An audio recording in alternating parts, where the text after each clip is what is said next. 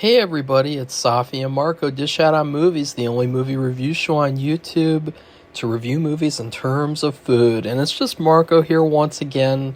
I am here for a very short video talking about something that actually was very interesting yesterday. I've been having a lot more frequent psychic instances, and this was one where it was very, very bizarre because okay, not last night, but the night before, I had a dream. And, the day before I had the dream, I was not looking at anything Goosebumps related at all. I wasn't even thinking about Goosebumps. But then I had this dream, and it was literally a Goosebumps dream. I don't know what it was. It felt like either like me pitching like a Goosebumps video game or like being inside of a Goosebumps video game or something. But like it was really, really detailed, and it was so strange. So what happened in the dream was that these two kids, it was like a brother and sister, they're on this island, and they came to the island so that they could stay with their uncle. And this island was very green. It was very neon green and yellow, and it was very vibrant and kind of like over the top colorful. And like they had this beach, and it was very, very yellowy. And they're on the beach, and I don't know what they were doing. They were just there. And then all of a sudden, Slappy comes riding out of the forest on a tricycle like Jigsaw would do in the Saw movies. And Slappy has some sort of like a villainous monologue where he says like, your uncle's not really here, we took him somewhere or something, and I don't know. And after that, they go into the uncle's house, and basically through the next week they have to solve this mystery of where they took the uncle. So it was kind of like a mishmash of like Deep Trouble meets Stay Out of the Basement, because like the house was all green too, and it was like there were all these plants and they were overgrowing and growing into the house, and it was like they were trapped on this island, and they had to like defeat all these Goosebumps monsters from the different stories as well as solve this mystery. So like I thought like this is awesome. Like it was basically like Batman Arkham Asylum, but the Goosebumps version. And then they had a dog too. So even though the uncle was missing, they had the dog from the Barking Ghost. He was like their pet, and he would help them and go on adventures with them or something. But it was really, really freaky and weird and just crazy good. And I remember thinking, this would actually be really good. Like, maybe I should write this down so that I can be inspired by it for something else or something. And then at the end of it was weird too, because in the dream, I was consciously thinking about, you have that episode at the beginning where they're on the island and they just got there, and then you have these episodes in between where you tackle like lesser known stories. And so one of the stories that I think I wanted to tackle was the Legend of the something. What was that legend one? I haven't read it yet, but for some reason I said it out loud in my dream like I knew what that one was about. It was really weird. But then at the end, in the last episode or the last part of the game, they had to face off against Slappy as well as the uncle. And the twist was that like the uncle and Slappy were working together, and they're both evil or something. I can't remember. Or maybe it was like a Stay Out of the Basement situation where this was the uncle's clone working with Slappy. The plant uncle. Ew, gross, a Kardashian ad just popped up on the computer. Ew. But yeah, that was a really cool dream, and I woke up and I was like, that was great. And then a couple of hours later, what do you know? Goosebumps gets renewed for a second season. And I was like, oh shit, this is another like instance of where I predicted something in my dream the night before, so that was kind of interesting. And I'm not making it up either. I mean, I didn't even know if I should do a video or not, but I thought I might as well because it is pretty hilarious, This is some of the funniest, like the most, gross, now it's Selena Gomez that pops up. Ew, no, get away, you freak, get away, you don't have rare beauty, get away.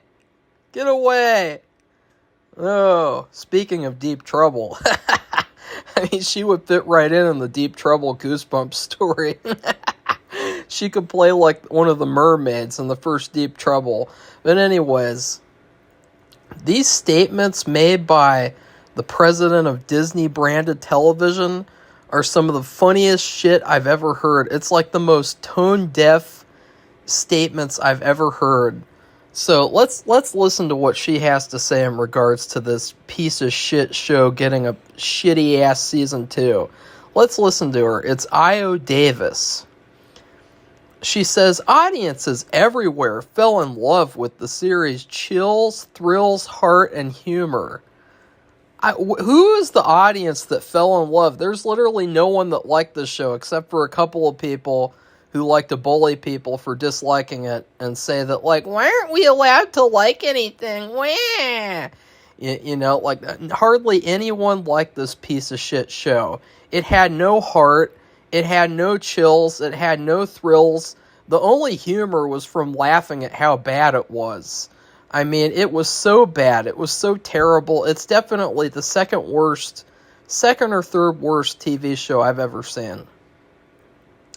And then she says, it was one of the most watched shows of last year for Disney-branded television. And it's like, yeah, you know why? Because Disney sucks. Nothing that Disney makes is any good or worth the time, and Goosebumps has a fan base that likes to support anything Goosebumps, even if it's trash. And then she says, we can't wait to dive deeper into the brilliant mind of R.L. Stine. And it's like, what, really? When did you ever dive into the mind of R.L. Stine in the first season of Goosebumps? Like, when you were destroying all the stories and shitting all over the books that he wrote, and mislabeling episodes and saying like, oh, this episode is You Can't Scare Me, but then it's nothing about that story at all. Like, when did you actually dive into the mind of R.L. Stine? And then she says to collaborate once again with Sony Pictures Television, Sony, the company that's making Madam Web. Oh, Selena's back! No! Get away! I'm making a cross with my fingers. Ew! Get away, Demon Spawn! Oh, gross. There's the Halo series, too. Oh! Ew, I couldn't get past one episode of you. Get away! Oh, this is more horrifying than the first season of Goosebumps in this bitch. And so, yeah, and then she says, our fantastic creative team. It's like, yeah, when were they ever creative in the first season of Goosebumps when they were shitting all over the books, turning Slappy into an anti-war activist? Like, that was really creative? Not. When were they creative? When they were ripping off Nightmare on Elm Street and having Harold Biddle, aka Freddy Krueger Jr.? So, yeah, the official description of Season 2 states, teenage siblings, so it is kind of like my dream, got teenage siblings, they discover a threat within their home. Oh, it's just like my dream. That's pretty interesting. Setting off a chain of events that unravel a profound mystery. As they delve into the unknown, the duo find themselves entangled in the story of 5 teenagers who mysteriously vanished in 1994. Oh. Okay. Well, that doesn't sound interesting at all. You know what description would make me happy? Here's the description that I want. Okay? Season 2 of Goosebumps will be nothing like Season 1. Slappy will not be in it at all. It will take place in Ohio. We will not be shitting all over the books. We will be adapting them with care and respect. And also, it will actually be good and it will not be woke like Season 1. That's how you would sell me on Goosebumps Season 2. Because right now, I don't give a fuck about Season 2 of this shitty show. This is not Goosebumps. This is shit bumps. So it says that Season 1 of Goosebumps debuted with 4.2 million total views for the first 3 days of availability. And I think that it's hilarious because it's like, they think that they're going to retain that viewership for Season 2. They're out of their minds. Like, nobody is going to watch Season 2 compared to Season 1, because now a lot of people, they know what this show's about. They're not going to be supporting Season 2. You know, the same thing happened with the movies. They made that awful, horrible first movie, probably one of the worst movies ever made, and then hardly anyone watched the second movie, including Safi and me. You know, we went to the theaters to see the first Goosebumps movie, and we weren't going to do that for the second one. And honestly, it was a mistake, because the second Goosebumps movie was very good, and we enjoyed it a lot when we finally saw it last year. And also, let's see, what else do they say? We are incredibly proud, and this is from the president of Sony Pictures Television Studios. You know, she's really full of it. She says, "We are incredibly proud of the work of our writers, producers, cast, and crew, and the vision they brought to Season 1 by copying other things and destroying them and turning them into a piece of shit show, which a new generation of fans are loving." Yeah, where's the love? There's no one that loved it, alongside those who grew up in R.L. Stine's iconic world. No, the people who grew up in R.L. Stine's world think this show's a piece of Goosebumps shit.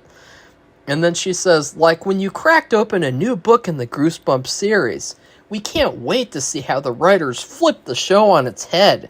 You know, like when they flipped the show in Season 1 by just doing the same twist twice.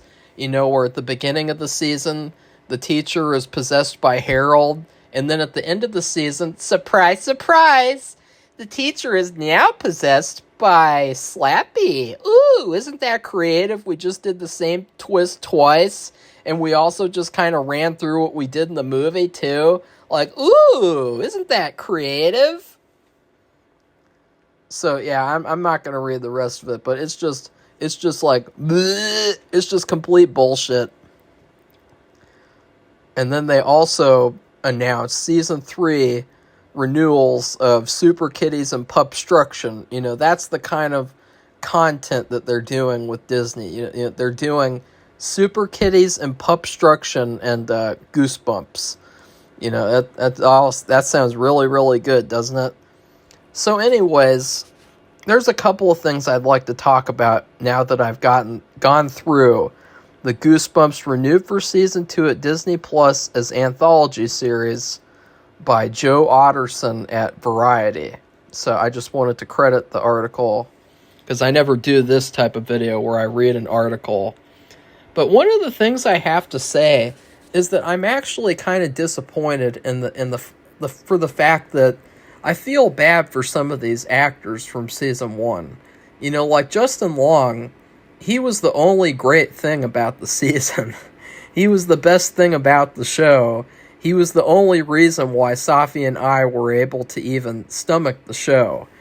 You know, there were some other good actors too. You know, the guy who played the counselor, the woman he was having an affair with, and then the guy who played Josh, and then the girl who played the tokenized Carly Beth.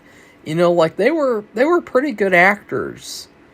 And, like, I feel bad that, like, now they're not going to get work in the second season of the show when the story wasn't even completed, because they had to have that stupid twist at the end where the girl, she just says, fuck you to Lucas, and then she brings that shitty football player back to life and undoes all the stuff they did in the finale. Like, that was such an unsatisfying and terrible ending. For all the people that liked the first season of the show, not a lot of people even liked the finale because it was so bad. And yeah, I just think it's kind of a disappointment that these writers, one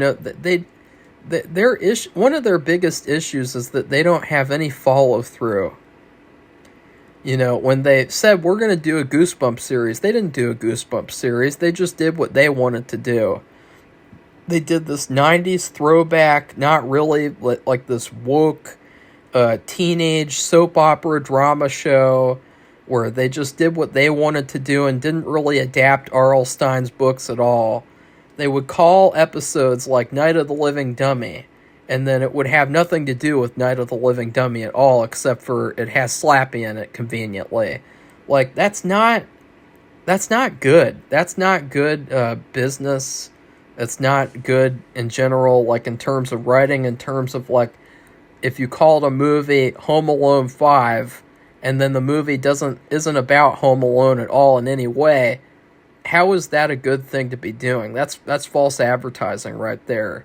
And this season was full of false advertising, and then at the end of the season they have that stupid twist, and it undid all the stuff in the finale. And it feels like now like they really don't have any follow through at all, because they're not even going to follow through on that twist and see it through to its natural conclusion. They're just going to have it dangling, because that's what R.L. Stine does in a lot of his books, where he'll have a good ending and it's satisfying and you're like, oh, that's a good ending, and then he ruins it with some stupid unnecessary twist. So now season 1 of Goosebumps, for how terrible it was, it's another Goosebumps property where it ends on a stupid and unnecessary twist that's never expanded upon. So yeah, that's pretty good, I guess, for no one. I mean, I don't know what they're thinking with this, why they would renew this season. You could tell that it was bad just from the fact that they hid it. They acted like it didn't exist, and then they were like, oh, here's a trailer, and then 2 weeks later it came out. Like, they had no faith in this show at all. So it's really, really shocking that they would give this piece of shit a second season. And, Safi and I, we don't know if we're going to review it or not. We don't like to hate watch things. We don't like to just watch things and just despise them and know we're going to despise them. What we like to do, though, is we like to watch things that we know are going to be bad, so that we can say, like, look, this is why it's bad. And we can teach people, like, look, it's not good. And especially with this show, where it had all of this defensive, this fanboy defense, where it's like, oh, you can criticize anything you want, but you're not allowed to criticize this show. You can criticize R.L. Stine's books. You can criticize whatever Goosebumps book you want, but if you criticize the Goosebumps show for Disney Plus, then you're a bad person and you don't know what you're talking about. And so that's part of the reason why we might be watching season 2, is so that we can keep on destroying the show. We don't really typically do that type of thing, like I stay away from most superhero movies now. Like, that's why last year I didn't review Aquaman 2. I didn't review... What other stupid superhero movie did I miss out on? I don't know, whatever. But, like, that's why. So, we might or we might not. It all depends. It's probably going to be terrible. I don't have any faith in the writers. I don't have any faith in the creative team. They're not very creative at all. If they just like to rip off things and then destroy them and then build over top of them, they're trash. There was nothing about season 1 that made me think, like, these writers know what they're doing.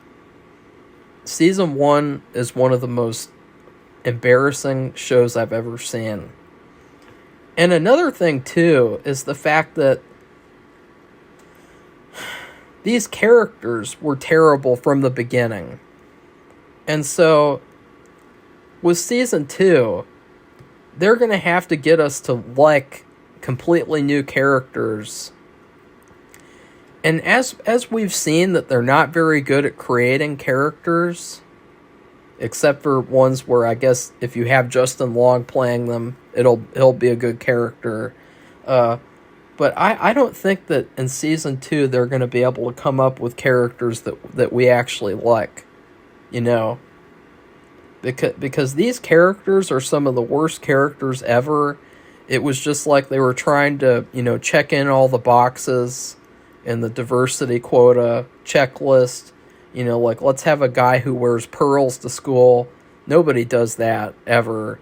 There's never been a guy who wore pearls to school in the history of anything. And, you know, let's tokenize Carly Beth. So, I mean, I'm really not looking forward to season 2. I can't wait to see how bad it is, though, so that we can keep on destroying it. If it's good, then maybe we'll actually give it a chance, you know. But it seems like it's going to be terrible, because from from these statements that they've made, it's like they haven't learned any lesson. I would have so much more excitement and anticipation and respect if they said, look, season 1, it was not very good. We made mistakes making season 1, but it got a lot of views, and so we're going to make a season 2, and we're going to try to improve on season 1 and make the second season a show that's actually worth watching. Because, like, it's like here, they're, like, completely ignoring the fact that people thought the show was a piece of shit. It doesn't have good ratings on IMDb. You know, a lot of the biggest Goosebumps reviewers on YouTube did not like the show. You know, there's this one guy that I watch, and he watched the first episode, and he didn't even watch anything past the first episode. Like, he was like, I'm done with the show. You know, while Safi and I were suffering for 5 hours watching those horrible first 5 episodes, you know, he was just like, fuck it. You know, and so, yeah.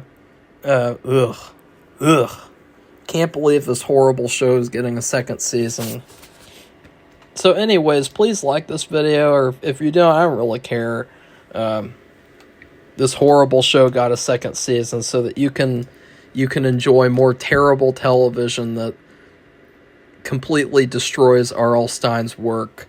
Which, of course, it seems like R.L. Stein, he has just become totally okay with his books being destroyed. He's okay with pussy-ass sensitivity readers at Scholastic ruining his books and censoring them and changing quote-unquote offensive words in them.